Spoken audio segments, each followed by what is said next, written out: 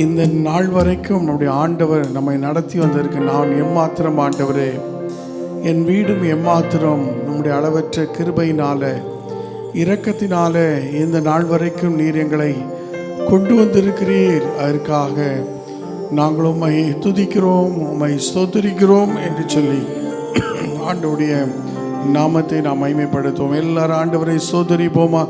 ஸ்தோத்திரிக்கிறோம் கர்த்தாவே, நாங்கள் உம்மை துதிக்கிறோம் துதிக்கிறோம் துதிக்கிறோம். ஸ்தோத்திரம் ஸ்தோத்திரம் ஸ்தோத்திரம் ஆண்டவரே, பரிசுத்தரே உம்மை துதிக்கிறோம். இதோ பரலோகத்தில் இருக்கிறவரே ஸ்தோத்திரிக்கிறோம், பரமண்டலங்களில் வாசம் பண்ணுகிறவரே உம்மை துதிக்கிறோம்.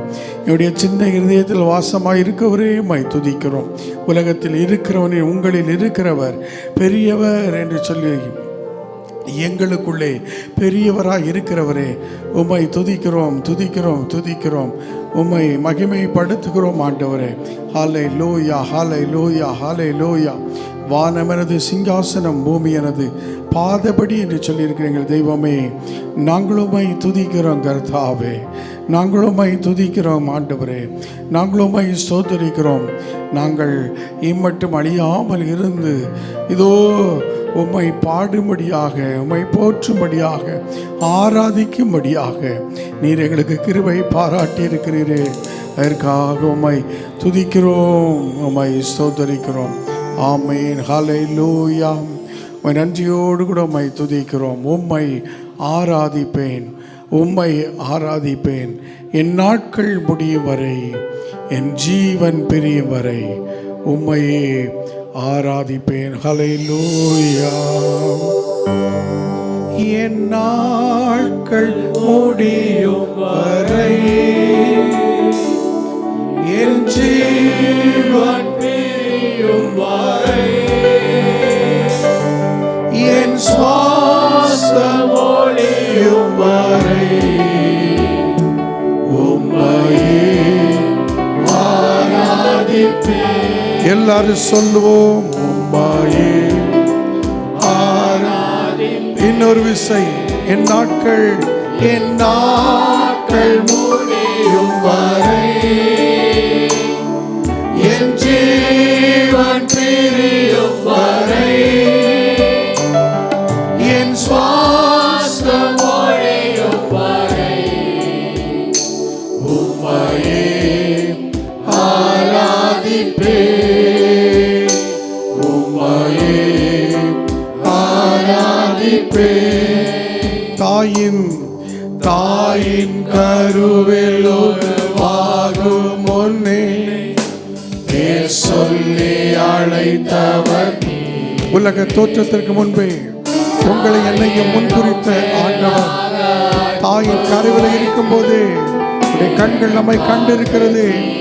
அதற்காக ஆண்டவரை உயர்த்துவோம். தாயின் கருவில் உருவாகும் முன்னே பேர் சொல்லி அழைந்திருக்கிறேன். நீ என்னுடையவன், நீ என்னுடையவள். அன்பு வைத்து எனக்காக ஜீவன் தந்தீரே. என் நாட்கள் முடியும் வரை, என் ஜீவன் பிரியும் வரை, என் சுவாசம் ஒழியும் வரை உம்மையே ஆராதிப்பேன், உம்மையே ஆராதிப்பேன். எத்தனை முறை இடறினாலும் அத்தனையும் மன்னித்தீரே. நன்மையும் கிருபையும் தொடர செய்து என்னை மீண்டும் நடக்கவை. எத்தனை முறை நாங்கள் இடறினால் எங்களை தூக்கி எடுத்தவரே, உளையான சேற்றிலிருந்து எங்களை தூக்கி எடுத்து கண்மலையில நிறுத்தினவரே. நன்மையும் கிருபையும் தொடர செய்து என்னை மீண்டும் நடக்க வைத்தீரே. என் நாட்கள் முடியும் வரை, என் ஜீவன்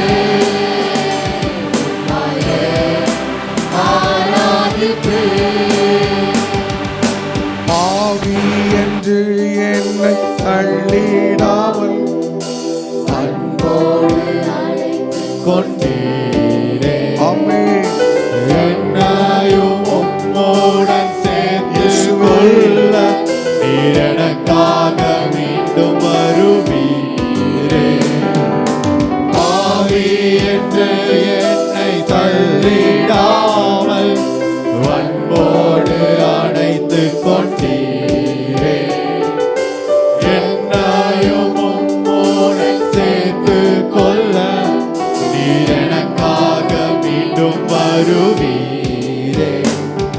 என் நாட்கள் முடியும் வரை,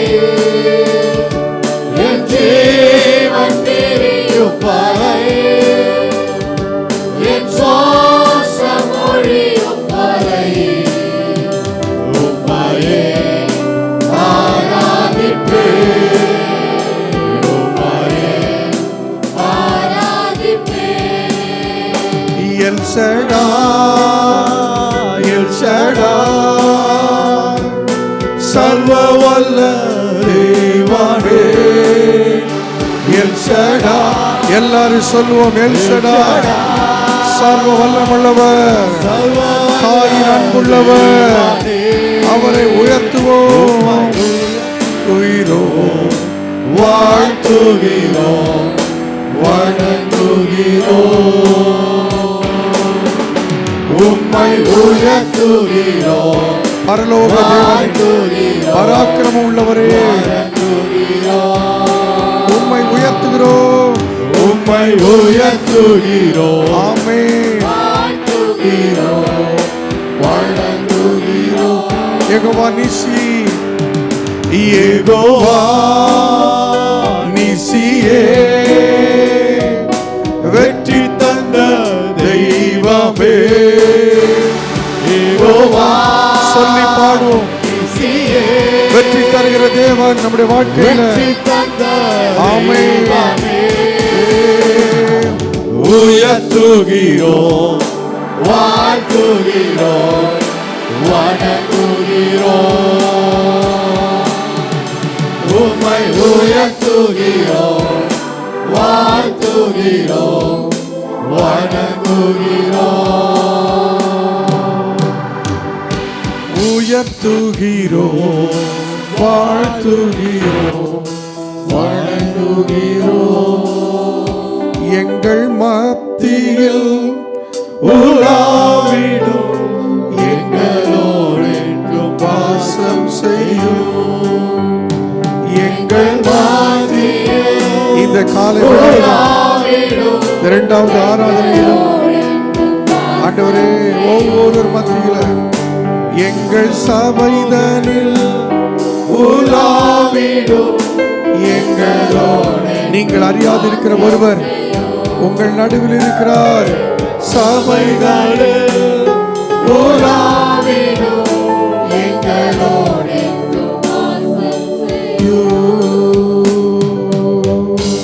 கரங்களை தட்டி எல்லாரும் ஆண்டவரை மகிமைப்படுத்துவோம். ஹல்லேலூயா. அன்றைக்கு ஆண்டவர் பலதெல்பியா சபையை பார்த்து சொன்னார், உனக்கு கொஞ்ச பலம் இருந்தும் என் நாமத்தை மறுதலிக்காமல், இதோ நீ எனக்காக வைராக்கியமாய் நின்றபடினால இதோ திறந்த வாசலை உனக்கு முன்பாக வைத்திருக்கிறேன், ஒருவனும் அதை பூட்ட மாட்டான். ஹல்லேலூயா.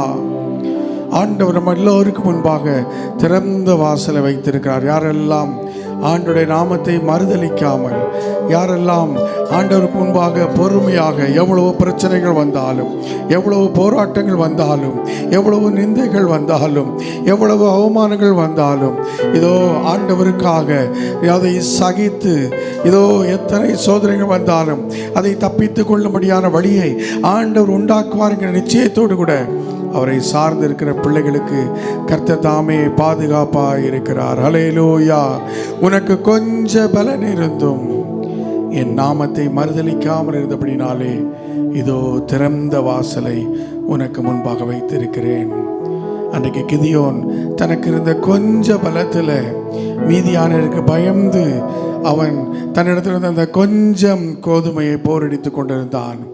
அவனை நோக்கி கர்த்தருடைய ஆவியானவர் கடந்து சென்றார். பராக்கிரமசாலியே என்று அழைத்தார். நான் என்னுடைய கோத்திரத்தில் மிகவும், இதோ என் கோத்திரம் சிறியது, நான் சிறியவன் என்று இல்லை.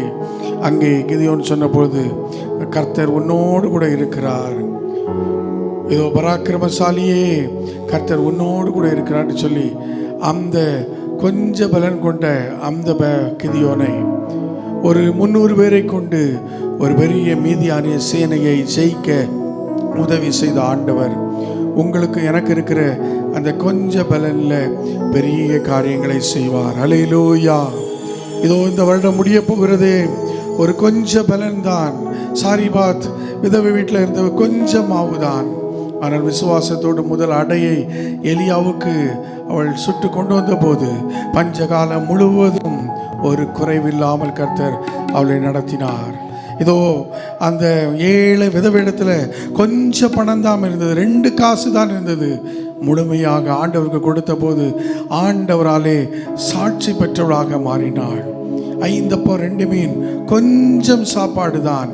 5000 பேருக்கு எப்படி போஷிக்க முடியும்?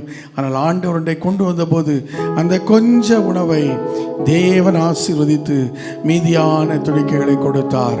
இந்த கால வேளையிலும் நமக்கு இருக்கிற அந்த கொஞ்ச பலத்தோடு கூட கர்த்தரை நாம் சார்ந்து கொள்ளும் பொழுது கர்த்தர் நம்மை பலப்படுத்த போதுமானவராக இருக்கிறார். அல்லேலூயா.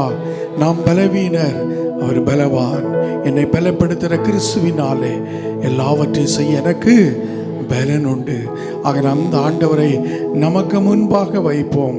அந்த தெய்வத்தை நமக்கு முன்பாக வைத்து நாம் ஓடும் பொழுது ஆண்டவர் நம்மை நடத்த வல்லவராக இருக்கிறார். உம்மைத்தான் எந்த வாழ்க்கையின் முன்பாக நாங்கள் வைக்கிறோம் ஆண்டவரே. இதோ எங்களுக்கு வேறு ஒரு துணை இல்லை. ஆகையினாலே கர்த்தரை எப்போது எனக்கு முன்பாக வைத்திருக்கிறேன். அவர் என் வலது பார்சத்தில் இருக்கிறபடியால் நான் அசைக்கப்படுவதில்லை என்கிற இந்த தாவீது அனுபவத்தோடு கூட இந்த நாள் ஆண்டுடைய சமூகத்திலே நாம் காணப்படுவோம். உம்மைத்தான் எந்தன் வாழ்வில் ஆதாரமாய் நினைத்து உள்ளேன். நீரில்லா எந்தன் வாழ்க்கை வீணாய்தானே போகுதையா. உம்மைத்தான் எல்லாம் சொல்லுவோம்.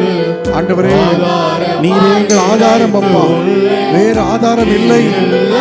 எந்தன் வாழ்க்கை வீணாய்தானே போகுதையா.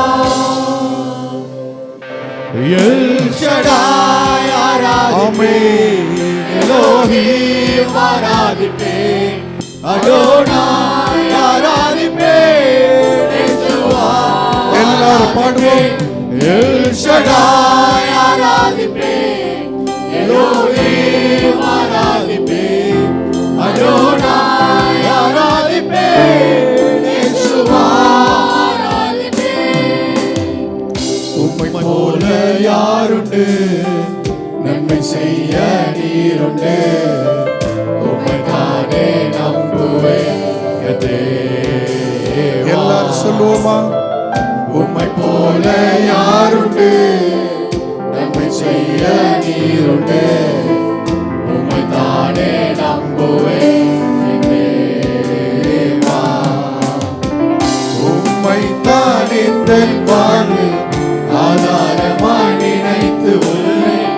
நீரில்லா எந்த வாழ்க்கை வீணாய்தானே போகுதையா. உம்மைத்தான் இந்த இயேசுவே ஆதாரமே நீர்தானே. நீரில்லா எந்த வாழ்க்கை வீணாய்தானே போகுதையா. எல் ஷடாய் ஆராதிப்பேன், எலோஹீம் ஆராதிப்பேன், அடோனாய் ஆராதிப்பேன், யெகோவா ஆராதிப்பேன். எல் ஷடாய் ஆராதிப்பேன், எலோஹீம் ஆராதிப்பேன், அடோனாய் ஆராதிப்பேன், யெகோவா ஆராதிப்பேன். நீர் பெரியவர், அற்புதங்கள் செய்பவர், உம்மை போல யாரும் இல்லை.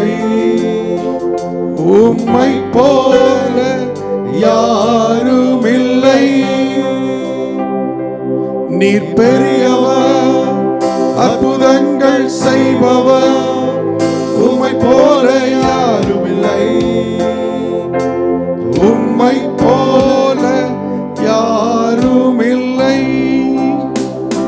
துதிக்கு பாத்திர மகிமை உமக்கே, எங்கள் கரங்களை உயர்த்தி உம்மை என்றும் ஆராதிப்பேன். துதிக்கு பாத்திர மகிமை உமக்கே, எங்கள் கரங்களை உயர்த்தி உம்மை என்றும் ஆராதிப்போம். பெரியவர், அற்புதங்கள் செய்பவர், உம்மை போல யாரும் இல்லை, உம்மை போல யாரும் இல்லை, உம்மை போல யாரும் இல்லை. ஆண்டவரை போல வேறு யாருமே இல்லை. கரங்களை தட்டி அந்த ஆண்டவரை மகிமைப்படுத்துவோமா? அவர் பெரியவர், ஒரு அற்புதங்கள் செய்பவர். யாக்கோபு போகும் பாதையில இரவு வந்தபோது கல்லை தலையணையாக வைத்து ஆண்டவரை ஏதோ அந்த இரவில் படுத்திருக்கும் போது தேவதூதர்கள் ஏறுகிறது இறங்குகிறமான ஒரு கனவு, ஒரு சொப்பனம் அவன் கண்டது போல அந்த கல்லையே தூணாக நிறுத்தி, இது பெத்தேல், இது தேவனுடைய வீடு என்று பெயரிட்டது போல இந்த நாளிலும் ஒருவேளை நாம் போகிற பாதை இரவாய் மாறியிருக்கலாம். நாம் போகிற பாதை அது ராக்காலமாக மாறியிருக்கலாம். ஆண்டவர் நமக்கு அவர் வீடாக, அவர் நமக்கு ஆலயமாக, அவர் நமக்கு பெத்தேலாக, அவர் நமக்கு ஏல் பெத்தேலாக இருந்து நம்மை நடத்த வல்லவராக இருக்கிறார். அல்லேலூயா. ஏதும் இல்லாமல் இருக்கலாம், கவலையோடு கூட இருக்கலாம், இதோ என்ன செய்ய போகிற நிலை இருக்கலாம். ஆனால் ஆண்டவர் நம்மை நடத்துவார். யாக்கோபின் தேவன் நம் தேவன். வசனம் சொல்கிறது, சேனைகளின் கர்த்தர் நம்மோடு இருக்கிறார். யாக்கோபின் தேவன் நமக்கு உயர்ந்த அடைக்கலமானவர். அந்த ஆண்டவருடைய நம்ம ஒப்பு கொடுப்போமா?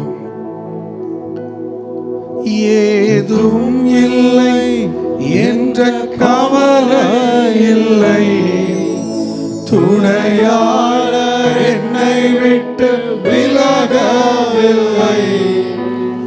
ஏதும் இல்லை என்ற கவலை இல்லை, துணையாளர் என்னை விட்டு விலகவில்லை. சொன்னதை செய்திடும் தகப்பனவர், சொன்னதை செய்திடும் தகப்பனவர், நம்புவேன் இறுதி வரை, நம்புவேன் இறுதி வரை, நான் நம்புவேன் இறுதி வரை, நான் நம்புவேன் இறுதி வரை. யாக்கோபின் தேவன் என் தேவன், எனக்கென்றும் துணையவரே, என்னாலும் என்னாலும் நடத்துவாரே. ஆமென். யாக்கோபின் தேவன் என் தேவன், எனக்கென்றும் துணையவரே, என்னாலும் நடத்துவாரே.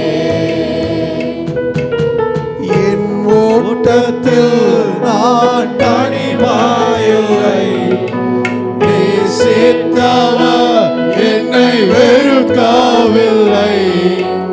என் ஓட்டத்தில் நான் தனிமாயில்லை, ஆமென். நேசித்தவர் என்னை வெறுக்கவில்லை. தகப்பன் வீட்டில் கொண்டு சேர்த்திடுவார், தகப்பன் வீட்டில் கொண்டு சேர்த்திடுவார். நம்புவேன் இறுதி வரை, நம்புவேன் இறுதி வரை, நம்புவேன் இறுதி வரை, இறுதி வரை.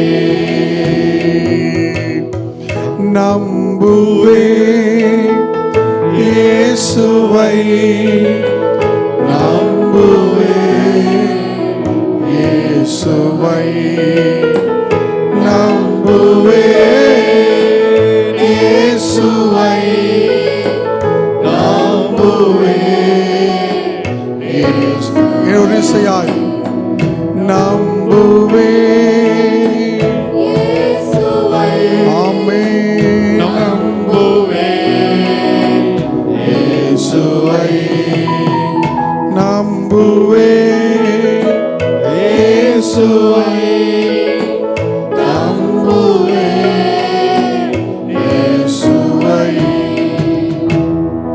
நான் நிற்கும் பூமி நிலை அழிந்தாலும் என் நம்பிக்கையின் அஸ்திவாரம் அசைந்தாலும் நான் நிற்கும் பூமி நிலை குலைந்து அழிந்தாலும் என் நம்பிக்கையின் அஸ்திவாரம் அசைந்தாலும் நான் நம்புவதற்கு ஒன்றுமில்லை என்றாலும் நம்புவேன் என் இயேசு ஒருவரை. நான் நம்புவதற்கு ஒன்றுமில்லை என்றாலும் நம்புவேன் என் இயேசு ஒருவரை. நம்புவேன் என் இயேசு ஒருவரை. நான் நம்புவேன் என் இயேசு ஒருவரை. கடல் கொந்தளித்தாலும் புயல் அடித்தாலும் பெருமழை பொழிந்தாலும் என்ன வந்தாலும் யார் என்னோடு வந்தாலும் யார் என்னை கைவிட்டாலும் நம்புவே என் இயேசு ஒருவரை. நான் நம்புவேன் என் இயேசு உற்றார் உறவினர் என்னை விட்டு போனாலும் அருமையானவர்களை மன்னிக்க கொடுத்தாலும் என்னுடைய வாழ்க்கையின் இதோ பல இழப்புகள் வந்தாலும் வியாதி நிமித்தம் பலம் குன்றி போனாலும் விபத்துகள் நாச மோசங்கள் வந்தாலும் என் வாழ்க்கையிலே இதோ எதிர்பாராத இடையூறுகள் நஷ்டங்கள் வந்தாலும் நம்புவேன். எக்காலத்திலும் நம்புவேன். என் நேரத்திலும் நம்புவேன். அவர் நம்முடைய நம்பிக்கையின் கண்மலையாய் இருக்கிறார். அவரே நம்முடைய நம்பிக்கை நட்சத்திரமாய் இருக்கிறார். ஆண்டவரே, உம்மையே நாங்கள் நம்புவோம். உம்மையே நாங்கள் நம்புவோம். எங்கள் பாதையில் எந்த அந்தகாரம் வந்தாலும் வாழ்க்கை முடியக்கூடிய நிலைகள் வந்தாலும் எங்களை தேற்றுவதற்கு ஆற்றுவதற்கு யாரும் இல்லை என்றாலும் உம்மையே நம்புவோம். ஆண்டவரே, எங்களை ஒப்புக் கொடுக்கிறோம். நீர் தொடர்ந்து இந்த நாளில் நடத்தும். இந்த 23ஆம் தேதி வரைக்கும் இந்த நவம்பர் மாதத்தில் எங்களை நடத்தி வந்த ஆண்டவர், உம்மை நம்பி இருக்கிற எங்களுக்கு நங்கூரமாக இருந்தீரே. உம்முடைய கரத்திலே எங்களை ஒப்புக் கொடுக்கிறோம். ஆண்டவரே, நாங்கள் இன்னும் உம்முடைய கெட்டி சேர எங்களுக்கு கிருபை தாரும். எங்களுக்கு கிருபை தாரும். நாங்கள் இன்னும் உம்முடைய கிட்டி சேர்ந்து என் நாமத்தை மையப்படுத்த அருள் செய்யும். நீரே வந்திருக்க பிள்ளைகள் எல்லாரும் ஆண்டவரே எல்லா சூழ்நிலையும் மறந்து இன்னும் உம்மண்டை கிட்டி சேர எங்களையே ஒப்பு கொடுக்கிறோம். தேவனே, நான் உமதண்டையில் இன்னும் நெருங்கி சேர்வதே ஆவல் பூமியில் இன்னும். ஆமாண்டவரே, உம்மண்டை சேர்வதே எங்கள் ஆவல்.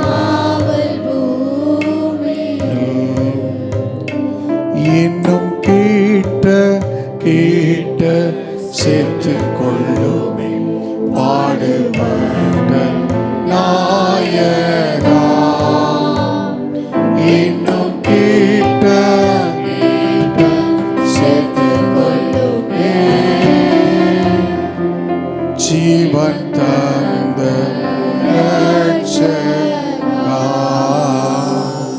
எங்களுக்காக ஜீவன் தந்த ஆண்டவரிடத்தில் இப்படி ஆவி ஆத்துமா சரத்தை ஒப்பு கொடுத்து ஜெபிக்கிறோம்.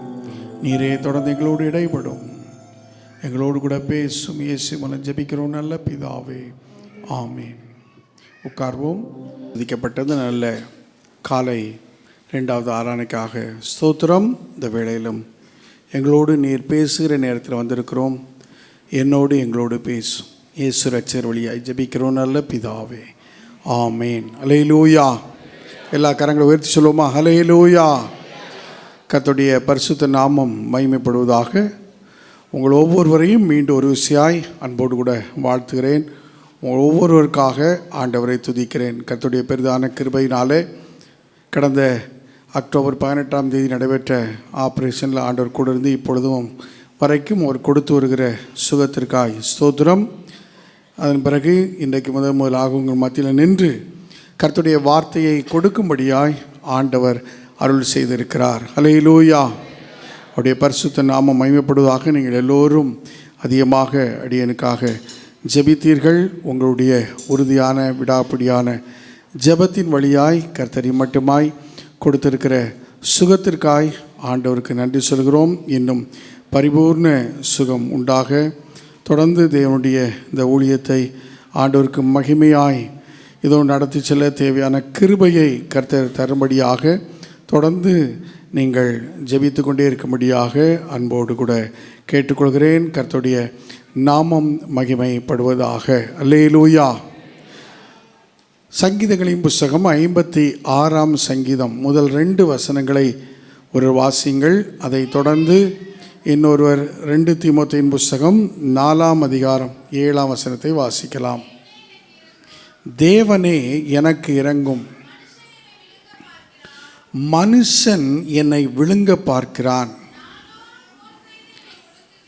நாள்தோறும் போர் செய்து என்னை ஒடுக்குகிறான். என் சத்துருக்கள் நாள்தோறும் என்னை விழுங்க பார்க்கிறார்கள். உன்னதமானவரே, எனக்கு விரோதமாய்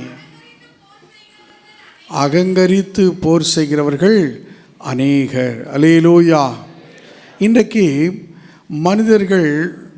மனிதர்களுக்கு விரோதமாய் போர் செய்கிறவர்களாக, நாள்தோறும் அவர்களை விழுங்க பார்க்கிறவர்களாக இருக்கிறார்கள். சங்கீதக்காரன் தனக்கு இருந்த சத்துருக்கள் மத்தியில் இதோ எனக்கு விரோதமாய் அகங்கரித்து போர் செய்கிறவர்கள் அநேகர் என்று அவர் சொல்கிறார். முதல் வசனத்திலே பார்க்கும் பொழுது அங்கே முதல் வசனத்தில் சொல்லுகிறார், மனுஷனை விழுங்க பார்க்கிறான், நாள்தோறும் போர் செய்து என்னை ஒடுக்குகிறான். 2 தீமோத்தேயின் புஸ்தகம் 4ஆம் அதிகாரம் 7ஆம் வசனத்தில் பரிசுத்த பவுல் சொல்லும்பொழுது இப்படி சொல்லுகிறார், நல்ல போராட்டத்தை போராடினேன், ஓட்டத்தை முடித்தேன், விசுவாசத்தை காத்து கொண்டேன். அல்லேலூயா. நல்ல போராட்டத்தை போராடும்படி நீங்களும் நானும் அழைக்கப்பட்டிருக்கிறோம். கிறிஸ்தவ வாழ்க்கை என்பது ஒரு நல்ல போராட்டம். அல்லேலூயா. கிறிஸ்தவ வாழ்க்கை அது போராட்டம் நிறைந்த வாழ்க்கை என்பதை மறந்து போகக்கூடாது. அதனால தான் பெர்க்மான்ஸ் பாடிட்டார், வாழ்க்கை என்பது போராட்டமே, நல்லதொரு போராட்டமே. ஆகையினால நல்லதொரு போராட்டமாய் இந்த வாழ்க்கையை வாழ வேண்டும். வாழ்க்கை என்பது இன்பமும் துன்பமும் கலந்த வாழ்க்கை. எவ்வளோ தூரம் இன்பம் இருக்கிறதோ அவ்வளோ தூரம் துன்பமும் இருக்கிறது. எவ்வளோ தூரம் கஷ்டங்கள் பாடுகள் இருக்கிறதோ அவ்வளோ தூரம் நமக்கு மேன்மைகளும் நன்மைகளும் இருக்கிறது. ஆகையினாலே வாழ்க்கை அது எப்பொழுதும் நன்மையாக இருக்கும் என்று சொல்லி யாரும் நாம் நினைத்து விடக்கூடாது. எல்லோருக்கும் வாழ்க்கையில் இன்பங்களும் துன்பங்களும் அது மாறி மாறி வந்து கொண்டே இருக்கும். ஆக இன்பமான பாதையில் நாம் போனாலும் சரி, துன்பமான பாதையில் போனாலும் சரி, அந்த பாதையில் ஒரு நல்ல ஒரு போராட்டத்தை நாம் போராடும்படி அழைக்கப்பட்டு இருக்கிறோம். அருமையான கர்த்தருடைய பிள்ளைகளே, இந்த போராட்டம் எவ்வளோ நாள் தான் போராடுவது என்று சொல்லி நாம் நினைக்கக்கூடும். சில நேரத்தில் நம்முடைய வீட்டில் விரக்தியோடு கூட தாய்மார்கள் சொல்லுவாங்க, உங்களோடு போராடி போராடி எனக்கு போதுன்னு ஆயிட்டு அப்படின்னு சொல்லி அவங்க என்ன பண்ணுவாங்க, அந்த கஷ்டத்தின் மத்தியில் பிள்ளைகள் ஒருவேளை கீழ்ப்படியாமல் போகும்போது சில நேரங்களில் குடும்பத்தில் வரக்கூடிய சில இதோ தடுமாற்றங்கள் மத்தியில் அவங்கள் இதோ உங்களோடு போராடியே என் ஜீவன் போய்விடுவோம் என்று சொல்லி என்ன பண்ணுவாங்க, சொல்வது உண்டு. ஆனால் வேதம் என்ன சொல்கிறது, நம்ம பரலோகம் போகும் வரைக்கும், ஆண்டோடைய சமூகத்துக்கு போகும் வரைக்கும் நாம் போராடித்தான் ஆக வேண்டும். ஆகையினாலே அருமையான கர்த்தருடைய பிள்ளைகளே, இந்த போராட்டத்தை ஒரு நல்ல போராட்டமாக போராட வேண்டும். ஏனென்றால் சத்துருக்கள் நம்மை விழுங்க பார்க்கிறார்கள். இதோ எவனை விழுங்கலாமோ என்று சொல்லி பிசாசானவன் வகை தேடி கெர்ச்சிக்கிற சிங்கம் போல அவன் சுற்றி திரிகிறான். இதோ நம்மை நாள்தோறும் ஒடுக்குகிறவர்கள், நம்மை நாள்தோறும் பல காரியங்களாலே நம்மை வேதனைப்படுத்துவர்கள், அப்படியே விழுங்க பார்க்கிறவர்கள் அநேகர் இருக்கலாம். இவன் இருந்த அடையாளமே தெரியாமல் இவர்களை மாற்றிவிட வேண்டும் என்கிற எண்ணத்தோடு செயல்படுவர்கள் இருக்கலாம். அவர்கள் மத்தியில் ஒரு நல்ல ஒரு போராட்டத்தை போராட வேண்டும். அப்போ கிறிஸ்தவ வாழ்க்கையின் இந்த நல்ல போராட்டத்தை போராட நாம் 3 கேள்விகளை கேட்க வேண்டும். எப்படி போராட வேண்டும், எதை எதிர்த்து நாம் போராட வேண்டும், 3வது எதற்காக நாம் போராட வேண்டும், எப்படி நாம் போராட வேண்டும், 2வது எதை எதிர்த்து போராட வேண்டும், 3வதாக நாம் எதற்காக நாம் போராட வேண்டும். இந்த 3க்கும் பதிலை நாம் பெற்றுக்கொள்ளும் பொழுது உண்மையாகவே நம்முடைய போராட்டம் ஒரு நல்ல ஒரு போராட்டமாக மாறிவிடும். அல்லேலூயா. நம்முடைய கிறிஸ்துவ வாழ்க்கை அது நல்ல ஒரு போராட்டமாக, அங்கே பவுல் சொல்வது போல நல்ல போராட்டத்தை போராடினேன், ஓட்டத்தை முடித்தேன், விசுவாசத்தை காத்து கொண்டேன். இந்த வார்த்தை அநேக நேரத்தில் மரண வீட்டிலும் இதோ அப்படிப்பட்ட துயரமான சமயங்களில்தான் பயன்படுத்த வேண்டும் என்று சொல்லி அநேக நேரத்திலே இந்த வார்த்தையை நாம் பயன்படுத்தாமல் போய்விடுகிறோம். அருமையான கர்த்தருடைய பிள்ளைகளே, ஒவ்வொரு நாளும் ஒவ்வொரு கிறிஸ்தவனும் அறிக்கை செய்ய வேண்டிய வார்த்தைகளில் இதுவும் ஒன்று என்பதை நாம் மறந்து போகக்கூடாது. அதுவும் நம் வாழ்க்கையில் நாம் எதிர்கொள்கிற சவால்கள் மத்தியில் இந்த நல்ல போராட்டத்தை போராட நாம் அழைக்கப்பட்டிருக்கிறோம் என்பதை நாம் மறந்து போகக்கூடாது. ஆகலாம் இந்த நாளில் முதலாவதாக எப்படி நாம் போராட வேண்டும், எப்படி நாம் போராட வேண்டும், இன்றைக்கி எப்படி நாம் போராட வேண்டும் என்று நாம் தெரிந்து கொண்டாலே சக மனிதர்கள் நம்மை விழுங்க பார்த்தாலும், சக மனிதர்கள் நம்மை ஒடுக்க நினைத்தாலும், சக மனிதர்கள் நமக்கு விரோதமாய் இதோ பல காரியங்களை செய்து கொண்டிருந்தாலும் நாம் எப்படி போராட வேண்டும் என்று வேதம் சொல்கிறது. ரோமர் எழுதின நிருபம் 15ஆம் அதிகாரம் 32ஆம் வசனத்தில் அப்போஸ்தலனாகிய பவுல் இப்படி சொல்லுகிறார். ரோமர் 15ஆம் அதிகாரம் 32, நீங்கள் தேவனை நோக்கி செய்யும் ஜெபங்களில் நான் போராடுவது போல நீங்களும் என்னோட கூட போராட வேண்டும் என்று நம்முடைய கர்த்தராகிய இயேசு கிறிஸ்து நிமித்தம் ஆவியானுடைய அன்பின் நிமித்தம் உங்களை வேண்டிக் கொள்கிறேன். எல்லாரும் சேர்ந்து சொல்லுவோமா? நீங்கள் தேவனை நோக்கி செய்யும் ஜெபங்களில் நான் போராடுவது போல நீங்களும் என்னோடு கூட போராட வேண்டும் என்று நம்முடைய கர்த்தராகிய இயேசு கிறிஸ்து நிமித்தம் ஆவியானுடைய அன்பின் நிமித்தம் உங்களை வேண்டிக் கொள்கிறேன். ரோமாபுரி சபைக்கு எழுதும்போது நான் ஜெபத்திலே போராடுவது போல நீங்களும் என்னோடு கூட போராட வேண்டும் என்று சொல்கிறார். எப்படி போராட வேண்டுமாம்? ஜெபத்தில் நாம் போராட வேண்டும். யாரோடு சண்டையிட்டு கொண்டே நாம் இருக்க வேண்டும் என்று அல்ல. ஐயோ அந்த சண்டை வீட்டுக்காரி பக்கத்திலேயா நீ போயிருக்கிறாய் என்று மற்றவர்கள் நம்மை பார்த்து பேச ஆரம்பித்தாலே சண்டை போட ஆரம்பித்து விடுவார்களே என்று சொல்லப்படுகிற இடத்தில் அல்ல, அப்படிப்பட்ட நிலையிலும் அல்ல. நாம் ஜெபத்தில் போராட நாம் அழைக்கப்பட்டு இருக்கிறோம். கொலோசியர் 4ஆம் அதிகாரம் 12ஆம் வசனத்தில் பவுல் கொலோசே சபைக்கு எழுதும்போதும் அங்கே இப்படி எழுதுகிறார். 4ஆம் அதிகாரம் 12ஆம் வசனத்தில் எப்பா பிராவை பற்றி அங்கே சாட்சியாக எழுதுகிறார். எப்பா பிராவும் உங்களுக்கு வாழ்த்து சொல்கிறான் என்று சொல்லிவிட்டு கடைசியாக முடிக்கும்போது பாருங்கள், தன் ஜெபங்களில் உங்களுக்காக எப்பொழுதும் போராடுகிறான். அல்லேலூயா. இதோ எப்பாப்ரா கொலோசை சபையே உங்களுக்காக வாழ்த்து சொல்கிறான். உங்களை சேர்ந்தவன் கிறிஸ்தின் ஊழியக்காரமாகியவன் நீங்கள் தேவனுடைய சித்தமானவைகளை எல்லாவற்றிலும் தேறினவர்களாயும் பூர்ண நிச்சயமுள்ளவர்களாயும் நிலைத்திருக்க வேண்டும் என்று தன் ஜெபங்களில் உங்களுக்காக எப்பொழுதும் போராடுகிறார். இன்றைக்கு சபைக்காக ஜெபிக்கிற இப்படிப்பட்ட எப்பாப்பிராக்கள் எழும்ப வேண்டும். சபைக்காக ஆண்டவருடைய திறப்பில் நின்று ஜெபிக்கிற இந்த எப்பாப்பிராக்கள் எழும்பும்போது ஆண்டவர் இதோ நம்முடைய வாழ்க்கையில் வரக்கூடிய போராட்டங்களை நல்ல போராட்டமாய் நாம் எதிர்கொள்ள ஆண்டவர் நமக்கு கிருபை செய்வார். அல்லேலூயா. நாம் எதிர்பாராத பல இழப்புகள் வந்திருக்கலாம். நாம் எதிர்பார்த்த வாழ்க்கை அமையாமல் இருக்கலாம். எதிர்பார்த்த வாழ்க்கையை இழந்து போயிருக்கலாம். அல்லது நம்முடைய இதோ வேலை சம்பந்தப்பட்ட இடங்களில் ஒரே போராட்டமாக இருக்கலாம். இவனுக்கு மேல் பதவி கிடைத்து விட்டதே, இவன் வந்து நன்றாக இதோ வாழ்ந்து கொண்டு இருக்கிறானே, இந்த வேலை நிமித்தமாக இவன் ரொம்ப சந்தோஷமாக இருக்கிறானே என்று சொல்லி நம்மோடு கூட சேர்ந்த சக பணியாளர்கள் நமக்கு விரோதமாய் போராடலாம். நமக்கு விரோதமாய் பல கலவரங்களை நம்மோடு கூட சிரித்து பேசி இதோ மறைமுகமாக நமக்கு விரோதமாய் காரியங்களை செய்யலாம். ஆனால் அந்த இடத்துலையும் நாம் ஜெபத்தில் போராடும் பொழுது, அந்த இடத்துலையும் நாம் ஜெபத்தில் நிற்கும்போது கர்த்தர் நமக்கு உதவி செய்ய வல்லவராய் இருக்கிறார். அல்லேலூயா. முழங்காலில் நின்று நாம் போராட அழைக்கப்பட்டவர்கள். பிசாசு நம்மை ஜெபிக்க விட மாட்டான். அப்பொழுதுதான் ஜெபிக்க வருகிற போதுதான் அநேகர் நம்மை தேடி வரக்கூடிய விதத்தில் அவன் அப்படிப்பட்ட காரியங்களை செய்வான். நமக்குள்ளே சோர்வுகளை கொண்டு வருவான். நமக்குள்ளே பலவிதமான தடைகளை கொண்டு வருவான். ஆனால் அவன் ஜெபிக்க தொடங்கிவிட்டால் ஆண்டவர் கிரியை செய்ய ஆரம்பித்து விடுவார். அல்லேலூயா. ஆண்டவர் கிரியை செய்ய ஆரம்பித்து விடுவார். இதோ அன்னாள் இதோ பெனினாள் பேச பேச அவளுக்கு மனமடிவாகி அவள் கண்ணீர் விட்டு கொண்டே இருந்தாள். ஆனால் ஒரு நாள் முழங்காலை முடக்கி ஆண்டவருடைய சமூகத்தில் ஜெபித்த போது கர்த்தர் இதோ அங்கே செயல்பட ஆரம்பித்தார். அல்லேலூயா. கர்த்தர் அங்கே செயல்பட ஆரம்பித்தார். ஆகிய அருமையான கர்த்தருடைய பிள்ளைகளே, நான் என்ன யோக்கியனா? நான் ஜெபித்து பதில் வரப்போகிறதா? நான் ஜெபித்து ஆண்டவர் கேட்க போகிறாரா என்று சொல்லி யாரும் நினைத்து விடக்கூடாது. இதோ நீங்கள் ஒவ்வொருவரும், நாம் ஒவ்வொருவரும் ஆண்டவருடைய சமூகத்தில் ஜெபிக்கும் போது ஆண்டவர் நமக்கு எதிராக வர்ற போராட்டங்களை அவர் மாற்ற வல்லவராக இருக்கிறார். அவர் எடுத்து போட வல்லவராக இருக்கிறார். எலியாவை பற்றி யாக்கோபில் என்ன வாசிக்கிறோம்?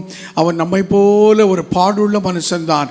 ஆனால் கருத்தாய் ஜெபித்த பொழுது 6 மாதம் மழை நின்று போனது. மீண்டும் கருத்தாய் அவன் ஜெபித்த பொழுது ஆண்டவர் மழையை வருஷிக்க பண்ணார் என்று பார்க்கிறோம். யாக்கோபை குறித்து முதல் வேத பாடத்தில் என்ன வாசித்தோம்? போக்கு நதிக்கரையில் எல்லாவற்றையும் ஒதுக்கிவிட்டு ஆண்டவரோடு இரவெல்லாம் அவன் போராடி அவன் அங்கே ஆசீர்வாதத்தை பெற்றுக்கொண்டதை, அவன் வெற்றி பெற்றதை, ஜெபத்தில் அவன் போராடி அவன் அங்கே வெற்றி பெற்றதை, ஜெயித்ததை நாம் பார்க்கிறோம். நீ தேவனோடு போராடி மேற்கொண்டாய் என்று சொல்லி அங்கே ஆண்டவர் சொல்லக்கூடிய விதத்தில் யாக்கோபுடைய வாழ்க்கையில் அந்த ஜெபம் அந்த இரவில் ஒரு விடாப்பிடியான போராட்டமான ஒரு ஜெபமாக இருந்ததை நாம் பார்க்கிறோம். கிறிஸ்துவுக்குள் அன்பான தேவ பிள்ளைகளே, இன்றைக்கி நம்முடைய வாழ்க்கையில் இதோ என் மனைவியோடு போராடியே என் வாழ்க்கை போய்விட்டது, என் பிள்ளைகளோடு போராடியே என் வாழ்க்கை போய்விட்டது, என் புருஷனோடு போராடியே என் வாழ்க்கை போய்விட்டது என்று சொல்லி கொண்டிருக்கும்படி அல்ல. நம் ஆண்டவரோடு கூட ஜெபத்தில் போராட அழைக்கப்பட்டவர்கள். அல்லேலூயா, ஹல்லேலூயா. ஆண்டவர் அன்னாளை போல அப்படி ஜெபிக்கும்படி ஆண்டவர் நம்மை அழைத்திருக்கிறார். யாக்கோபை போல ஜெபிக்கும்படி நம்மை ஆண்டவர் அழைத்திருக்கிறார். ஆகையினால் அந்த ஆண்டவர் நோக்கி நாம் பாடுமா, ஜெபமே ஜெயம், ஜெபமே ஏதோ நம்முடைய வாழ்க்கையில் ஜெயமாய் இருக்கு. அப்படினால ஆண்டவரே ஜெபமே ஜெயமாய் என் வாழ்க்கையில் ஆண்டவரே இதோ அற்புதங்களை செய்ய என்னையே ஒப்பு கொடுக்கிறேன்னு சொல்லி ஒப்பு கொடுப்போம். அன்னாள் அங்கே ஜெபித்த போது ரெட்டிப்பான பலனை பெற்றுக்கொண்டாள். யாக்கோபு ஜெபித்து ஒரு உறுதியான ஒரு ஜெப வீரனாக, ஆசீர்வாதத்துக்கு பாத்திரனாக மாறினான். தானியேல் அவன் ஜெபித்த போது ஒரு தைரிய ஜெப வீரனாக, சாத்ராக் மேஷாக் ஆபேத்நேகோ ஒரு விசுவாச ஜெப வீரர்களாக மாறினது போல ஆண்டவரே எங்கள் வாழ்க்கையிலும் போராட்டத்தின் மத்தியில் நாங்கள் ஜெபிக்க, இதோ அவங்க தேவர்களை நோக்கி ஜபிக்கக்கூடாதுன்னு சொன்ன பொழுதும் அங்கே எருசலேமை நோக்கி பலகணிகளை திறந்து தான் முன் செய்து வந்தபடியே தானியேல் ஜெபித்தான். அல்லேலூயா. தானியேல் ஜெபித்தான். நாம் பார்க்கிறோம் தானியேலின் காரியம் ஜெயமாய் இருந்தது. ஆம், நம்முடைய வாழ்க்கையிலும் நாம் போராட்டத்தின் மத்தியில் நம் ஆண்டவர் நோக்கி ஜெபத்திலே நாம் ஆண்டவர் நோக்கி ஜெபிக்கிறவர்களாக நாம் காணப்பட வேண்டும். ஆண்டவர் நோக்கி நாம் ஜெபிக்கிறவர்களாக காணப்பட வேண்டும். ஒரே ஒரு பாடலில் அந்த ஒரு சரணத்தை பாடுவோம். ஜெபமே ஜெயம், ஜெபமே ஜெயம், ஜெபத்தால் ஜெயம் ஜெயமே. அந்நாளை போல ஜெபித்திடும் உருக்கமான ஜெப வீரனானேன்.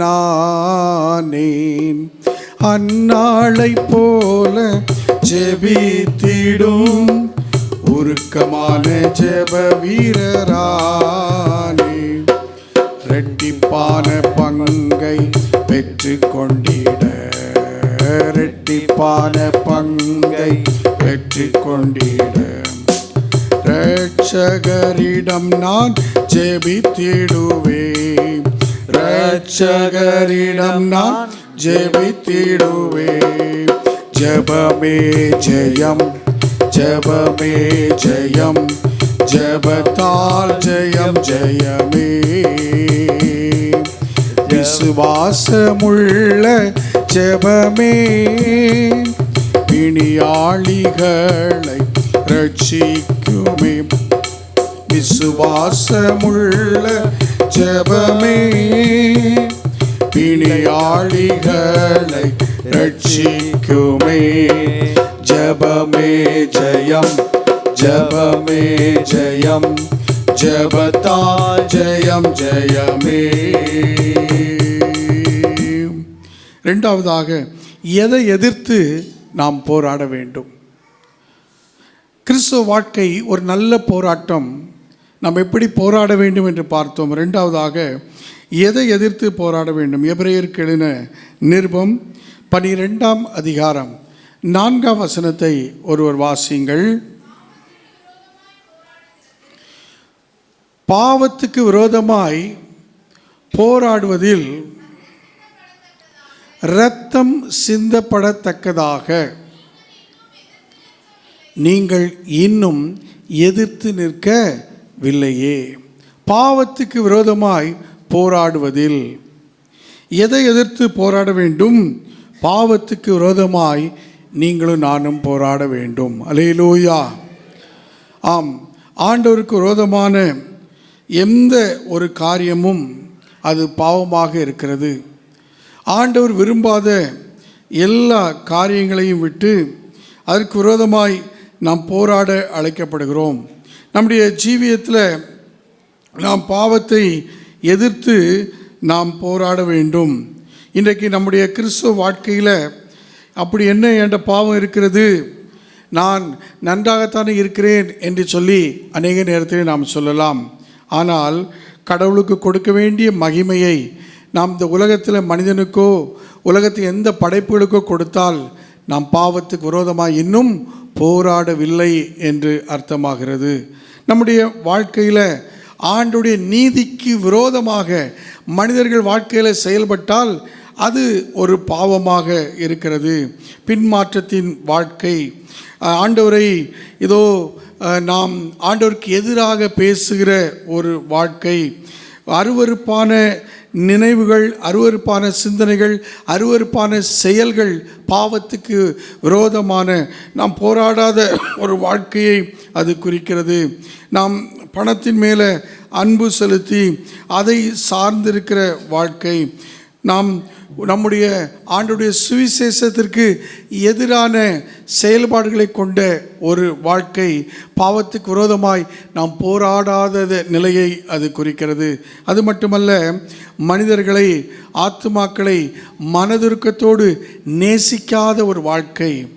ஆண்டவர் திரளான ஜனங்களை கண்டபொழுது மனதுருகினார். மனதுருக்கம் இல்லாத ஒரு வாழ்க்கை அது பாவத்துக்கு விரோதமாய் போராடாத நிலையை நமக்கு குறிக்கிறது. அது மாத்திரமல்ல, கடவுளுக்கு பயப்பட வேண்டிய பயத்தை மனிதர்களுக்கு பயந்து நாம் நடந்தால் நாம் இன்னும் பாவத்துக்கு விரோதமாய் போராடவில்லை. நாம் பெருமையும் இதோ நம்முடைய சுய கனத்தையும் அதிகாரத்தையும் எதிர்பார்த்து கொண்டிருந்தால் பாவத்துக்கு விரோதமாய் இன்னும் நாம் போராடவில்லை. தவறான இதோ டீச்சிங், தவறான போதனைகளுக்கு இடம் கொடுத்து, தவறான ஆராதனைகளுக்கு நம்முடைய வாழ்க்கையை இடம் கொடுத்து, தவறான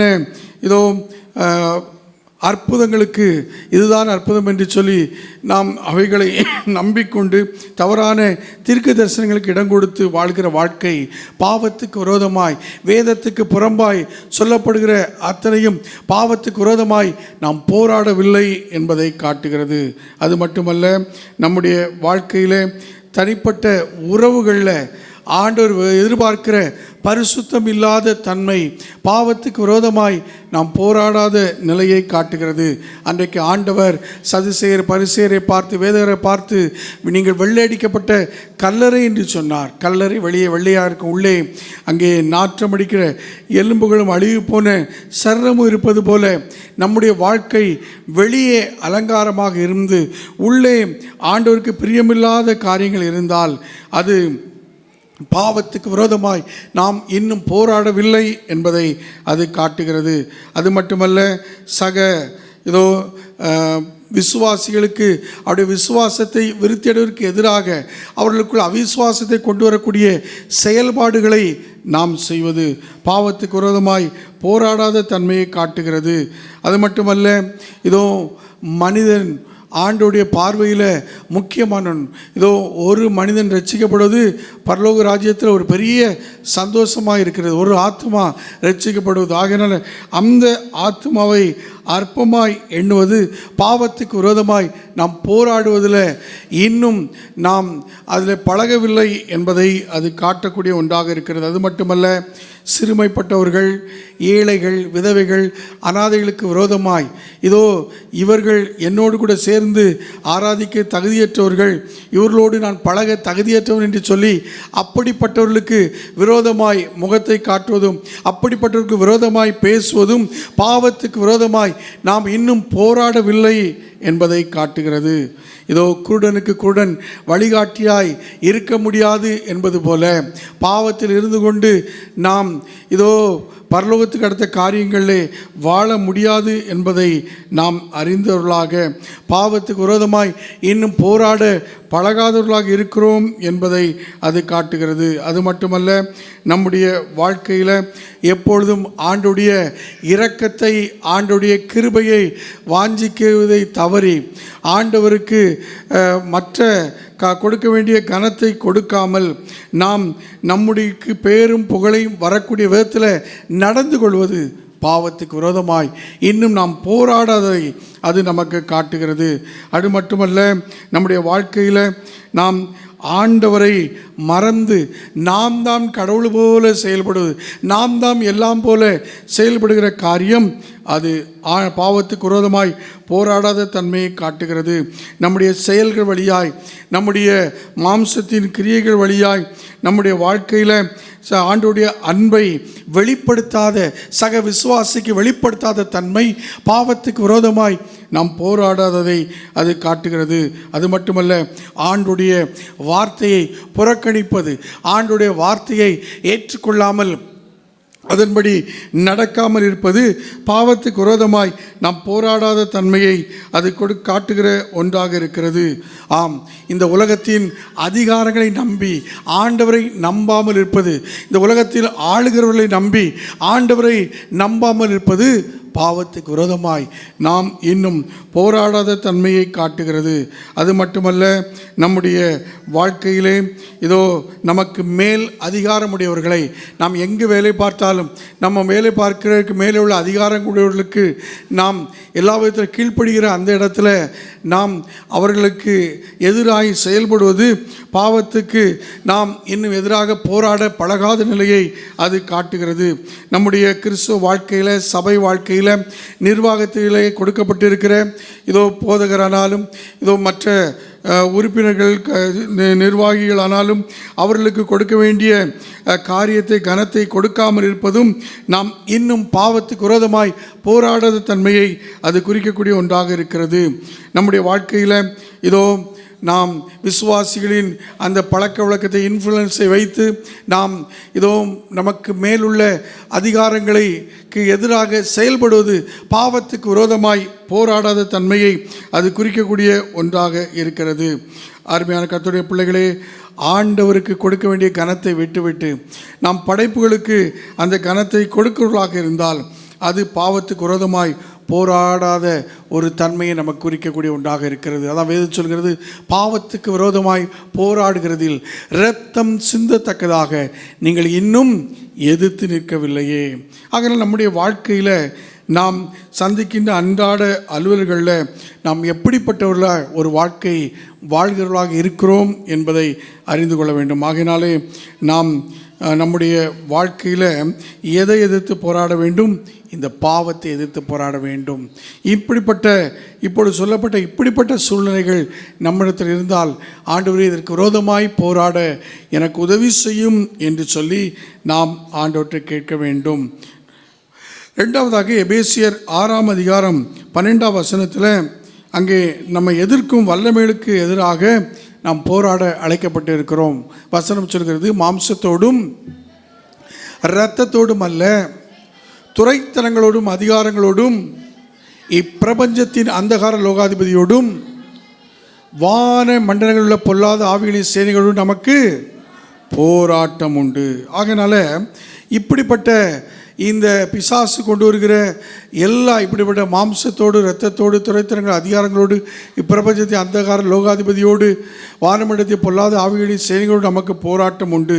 பிரிவுகளை கொண்டு வருகிற, நம்மை அவப்படுத்துகிற, அதாவது நமக்குள்ளே இருக்கிற உறவுகளை கெடுக்கக்கூடிய இப்படிப்பட்ட எதிர்க்கும் வல்லமைகளுக்கு எதிராய் நாம் போராட அழைக்கப்பட்டு இருக்கிறோம். மனிதர்களிடையே நாம் சண்டை போடும்படியாக அல்ல, ஜெபத்தில் ஆண்டவருடைய நாமத்தில் போராட அழைக்கப்பட்டிருக்கிற நாம் வானமண்டலத்தின் எல்லா சேனைகளுக்கு எதிராய் போராட நாம் அழைக்கப்பட்டு இருக்கிறோம். பிசாசின் கிரியைகளுக்கு எதிராய் போராட நாம் அழைக்கப்பட்டு இருக்கிறோம். வேதம் சொல்கிறது, தேவனுக்கு கீழ்ப்படியுங்கள், பிசாசுக்கு எதிர்த்து நில்லுங்கள், அப்பொழுது உங்களை விட்டு ஓடி போவான். ஆகையினாலே பிசாசின் கிரியைகளுக்கு எதிராய், அவனுடைய வல்லமைகளுக்கு எதிராய் நாம் போராட அழைக்கப்பட்டு இருக்கிறோம். ஆகையினாலே எப்படி போராட வேண்டும், எதை எதிர்த்து போராட வேண்டும் என்று பார்த்தோம். மூன்றாவதாக, எதற்காக நாம் போராட வேண்டும். இதுதான் நம்முடைய கிறிஸ்தவ வாழ்க்கையில் முக்கியமான காரியங்கள். எதற்காக நாம் போராட வேண்டும் என்று சொல்லி ஒரு கிறிஸ்தவள் தெரிந்து கொண்டால், எந்த சூழ்நிலையிலும் அவர்கள் மற்ற காரியங்களில் அவர்கள் ஜெயமெடுப்பது எளிதாக மாறிவிடும். அருமையான கர்த்தருடைய பிள்ளைகளே, 1 தீமோத்தேயுவின் புஸ்தகம் 6ஆம் அதிகாரம் 12ஆம் வசனத்திலே வாசிக்கும் பொழுது அங்கே நாம் இப்படி வாசிக்கிறோம், விசுவாசத்தில் நல்ல போராட்டத்தை போராடு. அப்போ எதற்காக நாம் போராட வேண்டும்? விசுவாசத்திற்காக நாம் போராட வேண்டும். விசுவாசத்தில் ஒரு நல்ல போராட்டத்தை போராட அழைக்கப்பட்டிருக்கிறவர்கள். நாம் கண்டு விசுவாசிக்கிறவர்கள் அல்ல, நாம் காணாமல் விசுவாசித்து அழைக்கப்பட்டவர்கள். காணப்படுகிறவர்கள் அநித்தியமானவைகள், காணப்படாதவைகளோ நித்தியமானவைகள் என்று வேதம் சொல்கிறது. ஆகினாலே நாம் விசுவாசத்திற்காக போராட வேண்டும். யூதாவின் புஸ்தகத்தில் 3ஆம் வசனம் சொல்லும் பொழுது நாம் அந்த விசுவாசத்துக்காகவே போராட வேண்டும் என்று சொல்லி அங்கே யூதா வலியுறுத்தி சொல்கிறார். மத்திய பகுதியை பாருங்கள், விசுவாசத்திற்காக நீங்கள் தைரியமாய் போராட வேண்டும் என்று உங்களுக்கு எழுதி உணர்த்துவது அவன் எனக்கு அவசியமாய் கண்டது. ஆம், விசுவாசத்திற்காக நாம் தைரியமாய் போராட வேண்டும் என்று அங்கே உணர்த்துவது எனக்கு அவசியம் என்று யூதா எழுதுகிறதை பார்க்கிறோம். அருமையான கர்த்தருடைய பிள்ளைகளே, எந்த ஒரு காரியத்துக்காகவும் நாம் விசுவாசத்தை இழந்து போகக்கூடாது. ஏசா அந்த கொஞ்சம் யாக்கோபுடைய கொஞ்சம் கூடுக்காக தன்னுடைய சிரேஷ்டபுத்திர பாகத்தை இழந்தாலும் பரவாயில்லைன்னு சொல்லி அவன் அதை அற்பமாய் எண்ணினான். அப்படி நாம் விசுவாசத்தை அற்பமாய் எண்ணக்கூடாது. ஆகையால் இயேசு தம்மை நம்பி வந்தவரிடத்தில் அவர் அந்த விசுவாசத்தை தான் எதிர்பார்த்தார். யவீரு தன்னுடைய மகளை சுகமாக்கும்படி ஆண்டவரை அழைத்து கொண்டு போனபோது அங்கே செய்தி வருகிறது, போதகரை இனி நீ வருத்தப்படுத்த வேண்டாம், உன் மனைவி உன்னுடைய மகள் மரித்து போனாள் என்கிற செய்தி அங்கே வருகிறது. உடனே ஆண்டவர் யவீரை பார்த்து என்ன சொல்கிறார்? பயப்படாதே, விசுவாசம் உள்ளவனாயிரு. பயப்படாதே, விசுவாசம் உள்ளவனாயிரு. மரித்து 4 நாளான லாசருவின் கல்லறை முன்பு அங்கே அவிசுவாசத்தோடு நின்று கொண்டிருந்த மார்த்தாளை பார்த்து கூட ஆண்டவர் என்ன சொன்னார்? நீ விசுவாசித்தால் தேவனுடைய மகிமையை காண்பாய். கானானிய ஸ்ரீ ஆண்டவர் மேலே அந்த ஒரு விசுவாசத்தில் போராடி கொண்டு தன்னுடைய மகளுக்கு எப்படியும் சுகம் கிடைக்க வேண்டும் என்று சொல்லி ஆண்டவரை பின்பற்றி வந்தபோது ஆண்டவர் அவருடைய மகளுக்கு சுகத்தை கொடுத்து விட்டு என்ன சொன்னார்? இதோ உன் விசுவாசம் பெரியது, உன் விசுவாசம் பெரியது என்று சொல்லி அவரை மெச்சிக்கொள்கிறதை பார்க்கிறோம். 12 வருட பெரும்பாடு உள்ள ஸ்ரீ விசுவாசத்தோடு அவருடைய வஸ்திரத்தின் ஓரத்தை தொட்டாவது சுகமடைவு என்று சொல்லி தொட்டு சுகப்படுத்த போது அங்கே ஆண்டவர் அவரை பார்த்து சொல்கிறார், உன் வேதனை நீங்கி சுகமாய் இரு. அவள் விசுவாசித்தபடியே அவளுக்கு ஆனதை நாம் பார்க்கிறோம். ஆகையால் அன்பான தேவ பிள்ளைகளே, விசுவாசிக்கிறவர்களுக்கு எல்லாம் கூடும். ஆகையால் நாம் ஆண்டவரை விசுவாசிக்கும் பொழுது, ஆண்டவரை விசுவாசத்தில் உறுதியாய் இருக்கும் பொழுது, ஆண்டவர் நம்முடைய வாழ்க்கையில் அவர் ஒரு நல்ல போராட்டத்தை போராட அவர் நமக்கு உதவி செய்கிறார். ஆகையால் நம்ம எதற்காக போராட வேண்டும்? விசுவாசத்தில் நாம் விசுவாசத்தோடு கூட ஒரு நல்ல கிறிஸ்தவளாக போராட வேண்டும். ரெண்டாவதாக 1 தெசலோனிக்கேயர் 2ஆம் அதிகாரம் 2ஆம் வசனத்தில் பவுல் அவர் தெசலோனிக்கே சபைக்கு எழுதும்போது அந்த சபையில் நீங்கள் எதற்காக போராட வேண்டும் என்று சொல்லுகிறார்.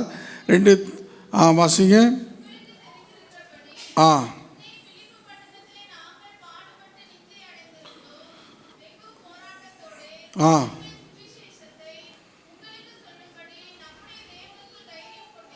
ஒன்று தெசலோனிக்கேயர் 2:2. அப்போ அங்கே பார்க்கிறோம், வெகு போராட்டத்தோடே தேவனுடைய சுவிசேஷத்தை உங்களுக்கு சொல்லும்படிக்கு நம்முடைய தேவனுக்குள் தைரியம் கொண்டு இருந்தோம். அப்போ சுவிசேஷத்திற்காக நாம் போராட அழைக்கப்பட்டு இருக்கிறோம். எந்த காலத்திலும் இல்லாத விதத்தில் இந்த காலத்தில் சுவிசேஷம் அறிவிப்பது, கைப்பிரதிகள் கொடுப்பது, போய் ஆஸ்பத்திரிகளில் ஜெபம் பண்ணுவதில் பல போராட்டங்கள் இருப்பதை நாம் அறிந்திருக்கிறோம். அவைகள் மத்தியில் நாம் சுவிசேஷத்தை அறிவிக்க தேவன் நம்மை அழைத்திருக்கிறார். 10-12 மாநிலங்களில் நம்முடைய தேசத்தில் ஒருவேளை இந்த சுவிசேஷத்தை அறிவிக்கக்கூடாது, அதில் மதமாற்ற தடை சட்டங்கள் என்று சொல்லி இருந்தாலும் அவைகள் மத்தியில் நாம் தேவனுடைய சுவிசேஷத்தை அறிவிக்க நாம் போராடுகிறவர்களாய் காணப்பட வேண்டும். நாம் அப்படி அதற்காக அழைக்கப்பட்டு இருக்கிறோம். ஆகையினாலே சுவிசேஷம் அறிவிப்பது என்மேல் விழுந்த கடமை. சுவிசேஷத்தை நான் அறிவிக்காமல் இருந்தால் எனக்கு ஐயோ என்று சொல்லி பவுல் அப்போஸ்தலன் எழுதுகிறார். ஆகையினாலே நாம் ஆகாயத்தை சிலம்படிக்கிறவர்களாக அல்ல, சுவிசேஷத்தை அறிவிக்கிறவர்களாக, ஒருவேளை நம்முடைய வாழ்க்கையின் வழியாகவே நாம் அதை வெளிப்படுத்துகிற பிள்ளைகளாய் காணப்பட வேண்டும். ஒரு வார்த்தையில் வெளிப்படுத்தி வாழ்க்கையை வெளிப்படாத பிள்ளைகளாக இருப்போம் என்று சொன்னால் அது ஒரு சாட்சியாக இருக்காது. நம்முடைய வாழ்க்கை நம்முடைய வார்த்தையை விட அதிகமாய் பேசப்படக்கூடிய விதத்தில் நாம் சுவிசேஷத்தை அறிவிக்க, நாம் சுவிசேஷத்தை சொல்ல போராடுகிறவர்களாக நாம் காணப்பட வேண்டும். ஆக அன்பான தேவ பிள்ளைகளே, இதோ ஆண்டவர் எதற்காக நாம் போராட வேண்டும்? ஒரு கிறிஸ்தவன் நல்ல போராட்டத்தை போராட எதற்காக நாம் போராட வேண்டும்? முதலாவது விசுவாசத்திற்காக போராட வேண்டும். ரெண்டாவது சுவிசேஷத்தை அறிவிக்கும்படி நாம் என்ன பண்ண வேண்டும்? போராட அழைக்கப்பட்டு இருக்கிறோம். நாம் பக்தன் பெர்க்மான்ஸ் ஃபாதர் பாடும் பொழுது என்ன பாடுகிறார்? நம்முடைய பாடல் புத்தகத்தில் அந்த 43வது பாடலில் நாம் பார்க்கும் பொழுது அங்கே அந்த பாடல் சரணம் இப்படியாக சொல்கிறது: சுவிசேஷ பாரம் ஒன்றே என் சுமையாக மாற வேண்டும், என் தேச எல்லையெங்கும் உம் நாமம் சொல்ல வேண்டும். அப்படிப்பட்ட பாரத்தை பெற்ற பிள்ளைகளாக, அது தேவனுடைய சுவிசேஷத்திற்காக போராடுகிற பிள்ளைகளாய் காணப்பட வேண்டும். சுவிசேஷத்தை அறிவிக்கக்கூடிய பாதங்கள் மலையின் மேல் எவ்வளவு அழகாய் இருக்கிறது என்று சொல்லி வேதம் சொல்கிறது. ஆகையினால் நாம் சுவிசேஷத்திற்காக போராட அழைக்கப்பட்டு இருக்கிறோம். மூன்றாவதாக கொலோசியர் 1ஆம் அதிகாரம் 28-29 வசனங்களில் பவுல் சொல்லும்போது இப்படி சொல்கிறார். வாசியுங்கள். கொலோசியர் ஆ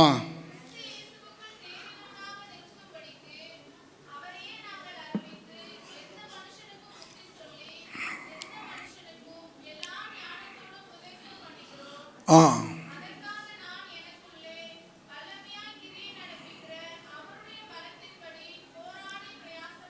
எந்த மனுஷனையும் தேவனுக்குள்ளே நாம் என்ன பண்ணணுமா? தேறினவனாய் நிறுத்தும்படி போராட வேண்டும். அல்லேலூயா, அல்லேலூயா. நாம் நம்முடைய கிறிஸ்துவ வாழ்க்கையில் நாம் எதற்காக நாம் போராட வேண்டும் என்று பார்த்து கொண்டிருக்கிறோம். விசுவாசத்தில் போராட வேண்டும், சுவிசேஷம் அறிவிக்க நாம் போராட வேண்டும். அது மட்டுமல்ல, எந்த மனுஷனையும் கிறிஸ்துவுக்குள்ளே தேறினவனாய் நிறுத்தும்படி. சில டீச்சர்ஸ் என்ன பண்ணுவாங்க, இவன் தேற மாட்டாங்க, இவன் என்ன தான் சொல்லி கொடுத்தாலும் மண்டையில் ஏறாது, அவன் மண்டையில் மூளை தான் இருக்கா களிமண் தான் இருக்கான்னு தெரில அப்படின்னு சொல்லி என்ன பண்ணுவாங்க, அவங்க அப்படி விரக்தியாக பேசக்கூடிய அளவுக்கு அந்த ஸ்டூடெண்ட்டுடைய செயல்பாடுகள் அந்த டீச்சருக்கு வேதனையை கொடுத்துருக்கலாம், அந்த ஆசிரியருக்கு வேதனையை கொடுத்துருக்கிறதுனால அப்படிப்பட்ட ஒரு வார்த்தையை பேசக்கூடிய அளவில் அவங்க தள்ளப்பட்டிருக்கலாம். ஆனால் ஆண்டவர் சொல்கிறார், எந்த மனுஷனையும் கிறிஸ்து இயேசுக்குள் தேறினவனாய் நிறுத்தும்படி நாம் என்ன பண்ணணுமா? நம்ம போராட வேண்டும். பாருங்கள், எந்த மனுஷனுக்கும் புத்தி சொல்லி எந்த மனுஷனுக்கும் எல்லா ஞானத்தையும் உபதேசம் பண்ணுகிறோம் என்று சொல்லி அங்கே பார்க்கிறோம். அதனால இவன் சின்ன பிள்ளை ஆயிட்டு, இவர் இப்படி ஆயிட்டு என்று சொல்லி இவனுக்கு ஒன்றும் தெரியாதுன்னு சொல்லி விடாமல் நாம் என்ன பண்ணுறோம், அவர்களையும் கிறிஸ்துவுக்குள்ளே தேறினவர்களாய் நிறுத்தும்படி. அதனால தான் சண்டே கிளாஸ்லாம் வைத்திருக்கிறோம். சின்ன வயசுலேயே பிள்ளைகள் என்ன பண்ணும், வசனத்தை கற்றுக்கொண்டு அவங்க சண்டே கிளாஸில் தேறினவர்களாக சின்ன வயசுலேயே அப்படி வரும்பொழுது அவங்க வளர வளர ஆண்டவருக்குள் தேர்வது எளிதாக இருக்கும். அதனால தான் பெற்றோர் நீங்கள் ஒரு அரை மணி நேரம் கொஞ்சம் போராட்டமாக அந்த நேரத்தை அவங்களுக்காக சகித்து இருக்கும் பொழுது, நீங்கள் இதோ அவர்களை தேறினவர்களாக நிறுத்துவதற்கு நான் அந்த நேரத்தில் வெயிட் பண்ணுறேன்னு சொல்லி நம்முடைய பிள்ளைகளுக்காக நம்முடைய பேரன் பேத்திக்காக நாம் ஜெபிக்கும் பொழுது ஆண்டவர் கண்டிப்பாக நம்முடைய பிள்ளைகளை அவர்கள் வளர வளர கிறிஸ்துவுக்குள் தேறின நிலையில் அவர் நிறுத்துவார். இன்றைக்கு நான் ஆண்டவருக்குள்ளே இருக்கேன்னு சொன்னால், இதோ என்னுடைய பெற்றோருடைய இதோ உழைப்பு, என்னுடைய தாத்தா பாட்டினுடைய பங்களிப்பு என்று சொல்லி அவர்கள் சொல்லக்கூடிய விதத்தில் கர்த்தர் நம்மை நடத்த வல்லவராக இருக்கிறார். அல்லேலூயா.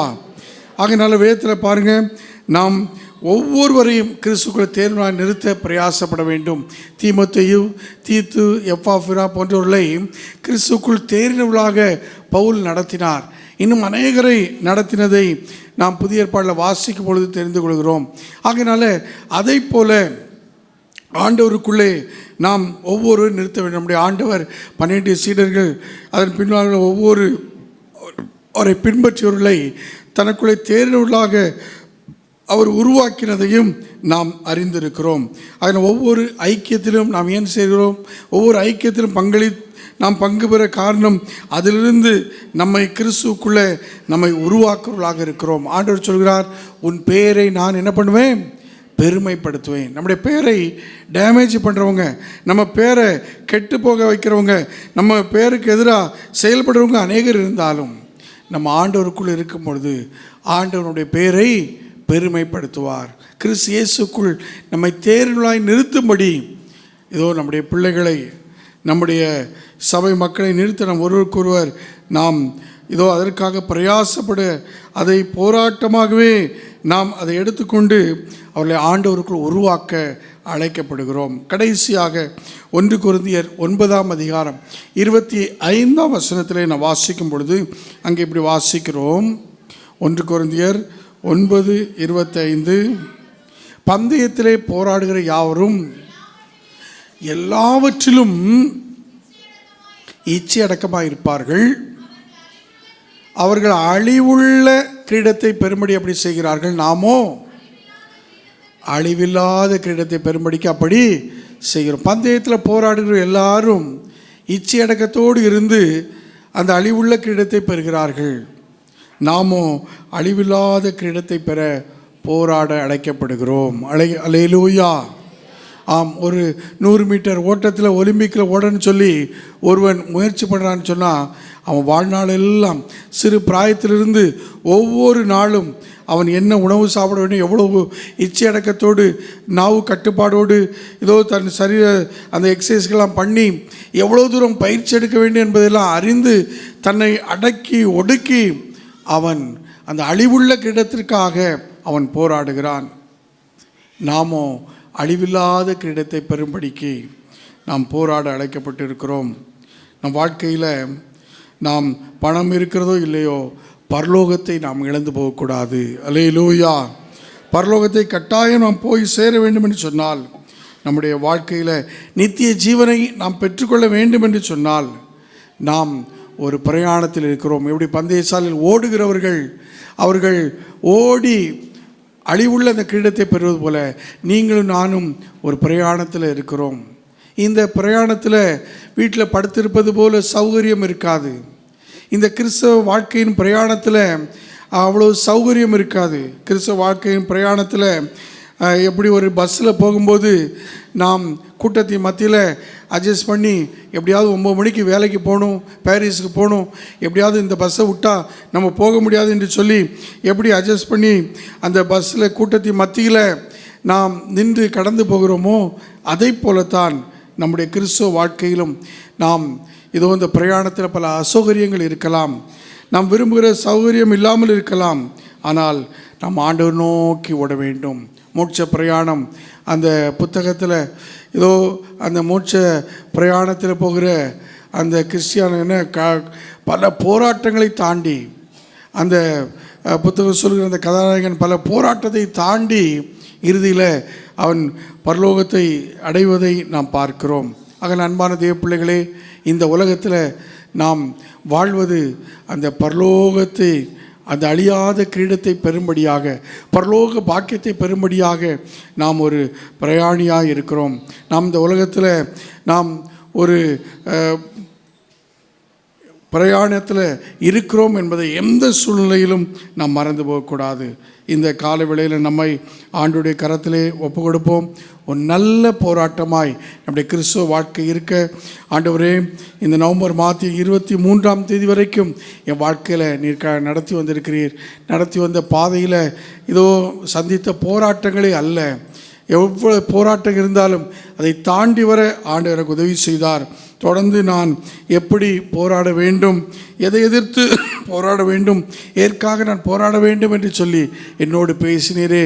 நான் விசுவாசத்தோடு போராட, சுவிசேஷத்திற்காக போராட, எல்லாரையும் இதோ கொடுக்கப்பட்டிருக்கிற என்னுடைய சபையின் பிள்ளைகளை, மக்களை கிறிஸ்துக்குள் தேர்வுகளாய் நிறுத்த போராட, எல்லோரையும் பரலோகத்துக்கு சொந்தக்காரர்களாக மாற்ற ஆண்டவரே, நாங்கள் அப்படிப்பட்ட ஒரு போராட்ட வாழ்க்கையை வாழ எங்களை ஒப்பு கொடுக்கிறோம் என்று சொல்லி ஆண்டவருடைய நம்மை அர்ப்பணிக்கும் பொழுது கர்த்தர் நம்மோடு கூட இருந்து இதோ பரம ராஜ்யத்தை போய் சேரு வரைக்கும் நம்மை நடத்துவார்.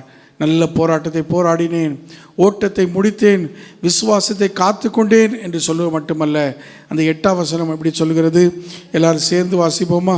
அந்த 8ஆம் வசனம் 2 தீமோத்தேயு 4:8, இது முதல் நீதியின் கிரீடம் எனக்காக வைக்கப்பட்டிருக்கிறது. நீதியுள்ள நியாயாதிபதியாகிய கர்த்தர் அந்நாளில் அதை எனக்கு தந்தருள்வார். எனக்கு மாத்திரமல்ல, அவர் பிரசன்னமாகுதலை விரும்பும் யாவருக்கும் அதை தந்தருள்வார். அல்லேலூயா.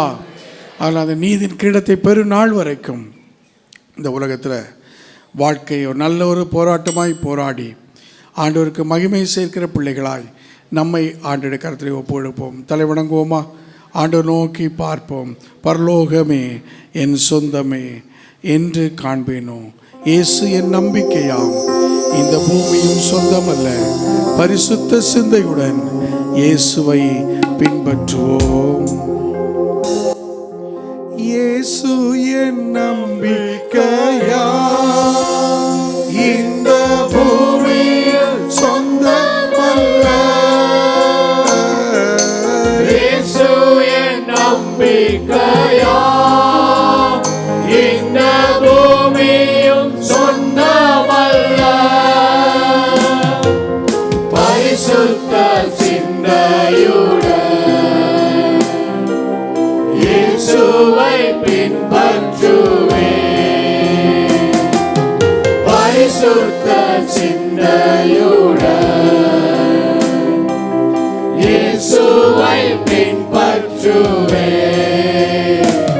பரலோகமே என் சொந்தமே என்று காண்பேனோ. பரலோகமே என் சொந்தமே என்று காண்பேனோ. என் இன்ப இயேசுவை நான் என்று காண்பேனோ. இன்ப இயேசுவை நான் என்று காண்பேனோ. பரலோகமே என் சொந்தமே என்று காண்பேனோ. இயேசுவின் மூலம் ஜெபிக்கிறோம் நல்ல பிதாவே, ஆமென்.